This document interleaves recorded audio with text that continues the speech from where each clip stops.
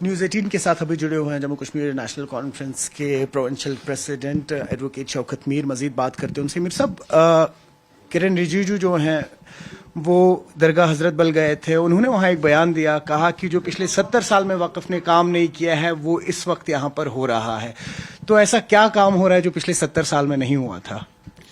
دیکھیے, ہر کسی کو معلوم ہے کہ جو درگاہی ہمارے درگاہ ثانی شیر کشمیر شیخ محمد عبداللہ کا کیا کنٹریبیوشن رہا ہے اس ایریا کو ڈیولپ کرنے کے لیے.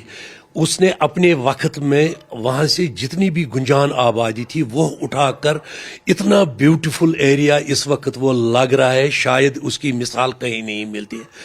اب بدقسمتی کی بات ہے کہ کل کچھ دو ایسے لوگوں نے کرن رجیجو صاحب کے سامنے چیئرمین کی تعریف ہے کہ ہمیں اس سے کوئی ذاتی اناد نہیں ہے, جن کی کوئی بنیاد ہی نہیں ہے. ان کو ہم ان پچھلے سالوں سے دیکھ رہے ہیں, وہ ہر کسی وقت الیکشن میں ایک پارٹی سے نکل کر دوسرے پارٹی میں آ رہے ہیں.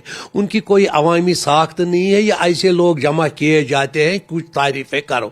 لیکن اگر ایز چیئرمین وقف بورڈ ان کا چارج, تو ان کی ذمہ داری ہے آگے دیکھنا.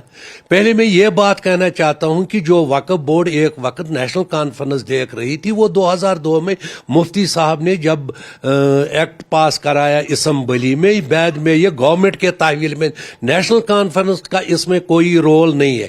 لیکن نیشنل کانفرنس کا جو کنٹریبیوشن ہے, خاص طور پر شیر کشمیر شیخ محمد عبداللہ کا اور اس کے بعد ڈاکٹر فاروق صاحب کی قیادت میں, بہت وقت تک جتنی ڈیولپمنٹ درگاہ ثانی میں ہوئی اس کو یہاں کے لوگ فراموش نہیں کر سکتے. لیکن زندہ رہنے کے لیے ایسے لوگوں کو جمع کیا جاتا ہے جو کہتے ہیں 70 سال میں ایسی کوئی ترقی نہیں ہوئی, اور ایسے ان کو لگتا ہے کہ کشمیر میں ہوا بھی 70 سال کے بعد چلی, ہر کچھ 70 سال کے بعد ہو رہے ہیں. جن بڑے انسٹیٹیوشنز میں سینٹر کے منسٹر آ رہے ہیں وہ ساری شہری کشمیر اور نیشنل کانفرنس کی دین ہے. تو جس طرح سے ہم نے دیکھا ہینا بٹ جو تھی وہ چینج ہوا, اس کے بعد ڈاکٹر سریندر چودھری نے خود سنبھالا وہ محکمہ, تو کیا ہم ایکسپیکٹ کریں کہ وقف میں بھی کہیں نہ کہیں آپ کی پارٹی سے ایک آنریری پوسٹ کسی کو دی جائے گی؟ پھر دیکھیے, بات یہ نہیں ہے, انہوں نے اس کو سینٹرل وقف ایکٹ کے تحت لایا.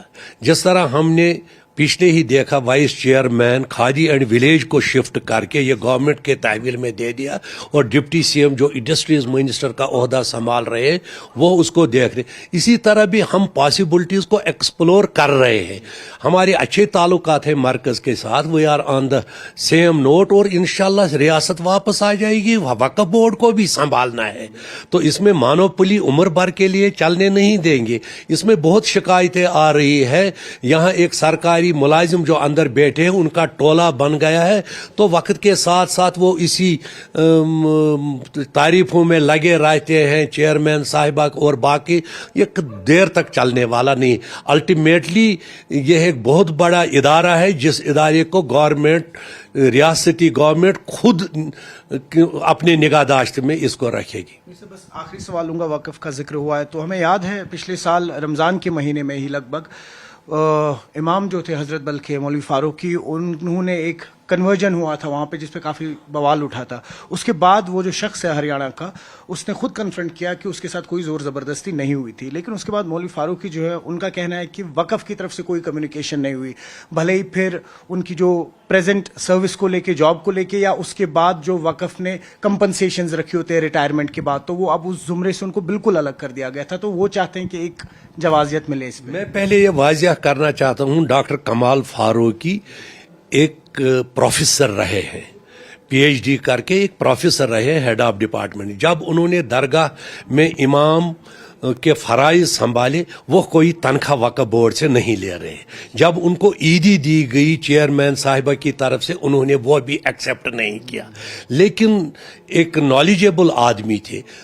جب پورا ایک اجتماع ہو رہا تھا, ایک لڑکے آئے, اس نے کہا کہ میں اسلام قبول کروں. اس نے کوئی جبر مت ہے, ظلم مت ہے, اس نے کہا میں اپنی مرضی سے. لیکن وقف نے امیڈیٹلی اس کو نکالا اس عہدے سے, اور انکوائری کمیٹی ایک کی 4 ہفتوں میں وہ اپنا رپورٹ دے گی. آج 4-5 مہینے ہو گئے, ابھی تک ان کا وہ رپورٹ بھی نہیں آ رہا ہے. لیکن کل اس کا سٹیٹ وینڈیکیٹ ہو گیا جب پولیس نے FIR درج کر کے اس پر تحقیقات کی, انکوائری کی, اور جب اس نے وہاں بیان دے دیا کہ یہ مجھے اپنی ول ہے, آئی ایم میجر, مجھے کوئی کمپلشن نہیں. انہوں نے قانونی کارروائی کے تحت اس کو مجسٹریٹ کے سامنے لیا, جوڈیشل مجسٹریٹ کے, وہاں اس نے بیان دے دیا, اور اس طرح سے ڈاکٹر کمال فاروقی ایگزانریٹ ہو رہے ہیں. اب اس کو بحال کیوں نہیں کیا جا رہا ہے؟ لوگوں کے جذبات کے ساتھ کیوں وقف بورڈ کھیل رہی ہے وہ مجھے سمجھ میں نہیں آتا ہے. دراصل کمال فاروقی جو پریزنٹ ڈسپنسیشن وقف بورڈ کے, ان کی بولی نہیں بول سکتے ہیں. نیوز 18 کے لیے ایوب خان کے ساتھ سری نگر سے میں سروش کفیل.